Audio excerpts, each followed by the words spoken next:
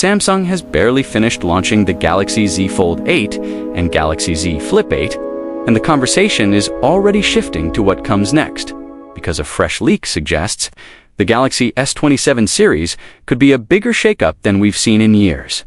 Instead of the usual three-phone flagship lineup, this report claims Samsung is preparing for Galaxy S27 models, Galaxy S27, Galaxy S27, Galaxy S27 Pro, and Galaxy S27 Ultra. And if the leak is accurate, the real story isn't just one extra phone.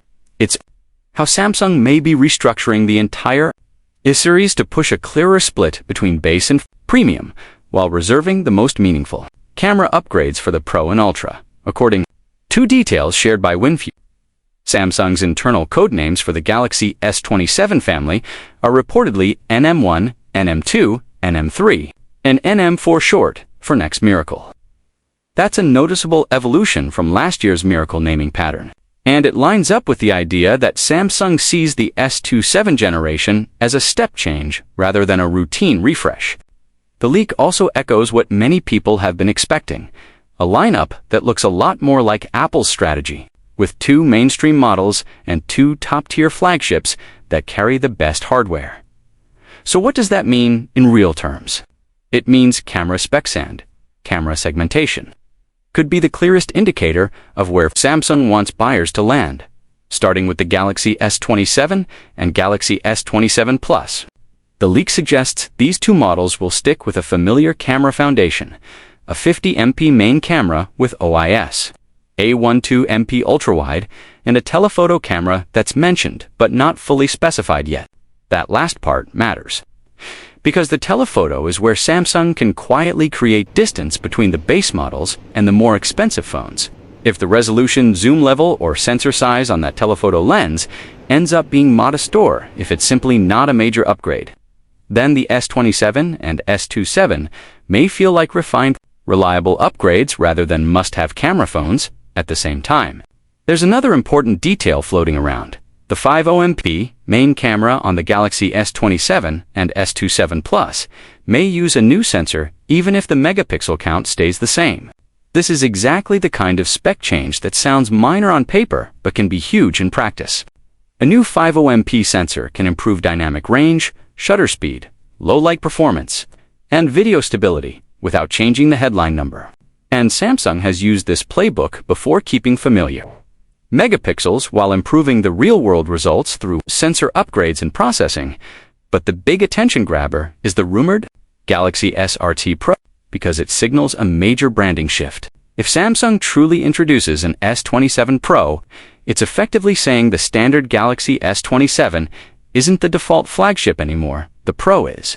And the rumored camera package helps explain why.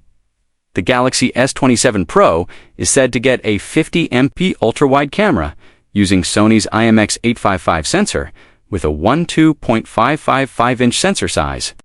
If that's true, Samsung is treating the ultra-wide lens as a premium feature again instead of a checkbox. For years, ultra-wide cameras have often lagged behind main cameras in sharpness and low-light consistency, especially indoors or at night. A stronger sensor on the ultra-wide, better detail, and less of that muddy texture people usually accept as normal for ultra-wide photos. The leak also claims the Galaxy S27 Pro will include a 50MP telephoto camera with OIS. That's another strong hint about Samsung's priorities. The model may be where Samsung wants creators and everyday camera-first buyers to land, without forcing them into the Ultra's bigger size and higher price. In other words, Samsung might be building the S27 Pro as the compact powerhouse, the phone for people who want serious cameras, but not necessarily the largest phone Samsung sells.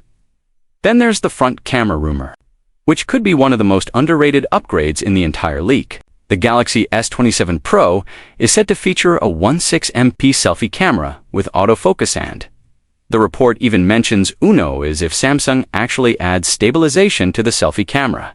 That could be a noticeable improvement for low-light selfies, handheld vlogging, and front camera video, especially when you're walking or filming in less than perfect lighting. Autofocus on the selfie camera also matters more than people think. It can drastically improve sharpness on faces, better handle group selfies, and avoid that soft, slightly blurry look you sometimes get at arm's length, one big missing piece in the leak is the Galaxy S27 Pro's main camera. The report doesn't clearly specify it, but other recent rumors suggest it could use a 200MP primary camera. If Samsung pairs a 200MP main camera with a higher-end ultra-wide and a stabilized 50MP telephoto, the S27 Pro could become the sweet spot model for buyers who want flagship imaging without stepping up to ultra territory. Now, let's talk about the Galaxy S27 Ultra, because this is where the leak gets bold. The Galaxy S27 Ultra is claimed to include the same 50MP ultrawide using the Sony IMX855 sensor, plus a 50MP telephoto with OIS and 5x optical zoom. That part sounds believable because it fits Samsung's recent direction, a high-quality 5x. Telephoto has become one of the most useful zoom options for portraits, travel photography, and every day closer than 3x. Not as extreme as 10x shooting, but here's the spicy rumor. The leak also suggests the Galaxy S27 Ultra could add a second telephoto camera. Identified through parts references labeled R1 and R2, if Samsung goes back to a dual telephoto system, it could mean more flexible zoom ranges, better transitions between zoom levels, and improved image quality across the mid to long zoom spectrum. It could also be Samsung's response to growing competition in smartphone zoom, where buyers increasingly expect clean results, not just at one marketing zoom level, but across the entire zoom slider. That said, even the leak itself is the kind of info you should take carefully. Other reports have suggested Samsung may stick to a single telephoto lens. And until we see consistent sourcing across multiple leaks, the two telephoto cameras claim for the S27 Ultra should be treated as possible, not guaranteed. The Ultra's selfie camera is also rumored to match the Pro 16MP with autofocus. And again, the mention of OIS is what makes people stop and pay attention. If Samsung upgrades the front camera experience on the Pro and Ultra specifically, that's another example of segmentation that's easy to market. Better selfies, better video calls, better social content only on the top models, and then there's the likely main camera on the Galaxy S27 Ultra. While not fully locked in by the report, the strongest expectation still points to a 200MP main sensor. That would keep Samsung's Ultra identity consistent, the biggest sensor story, the most processing headroom, and the most "this is the one camera" branding in the lineup. Beyond cameras, another leak thread tied to the Galaxy S27 series mentions silicon carbon batteries, a technology Samsung has started using in newer foldables. The key word here is efficiency and density. Silicon carbon can potentially pack more capacity into the same physical space, or deliver similar capacity while enabling thinner designs.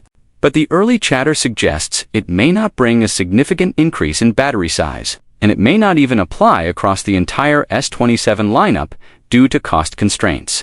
Still, even a modest battery improvement matters when you're pairing it with brighter displays, more powerful chips, heavier AI features, and more demanding camera processing. Taken together, this Galaxy S27 leak paints a clear picture of where Samsung could be heading.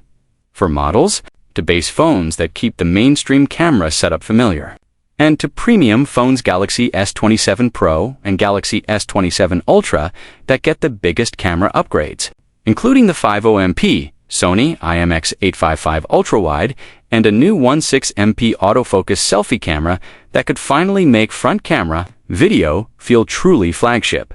If Samsung pulls this off, it also changes how people choose an S-series phone. Instead of the old question, do I want S or Ultra? The new decision might become, do I buy the base S27, step up to the S27, or is the S27 Pro the real flagship this year, with the Ultra reserved only for people who want the absolute maximum? And that's exactly why this leak is getting attention. The Galaxy S27 Pro name isn't just another model, it's a signal that Samsung may be redefining what standard flagship means, pushing more buyers toward higher tiers by making the most meaningful camera improvements exclusive to the Pro and Ultra. Of course, all of this is still based on early reports, import-export data, hints, and component-level leaks. Specs can change, Prototypes can differ, and Samsung can reshuffle features right up until launch.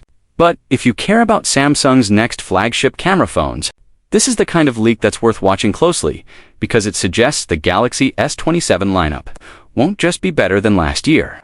It could be structured differently, marketed differently, and priced to guide you toward the Pro as the new default.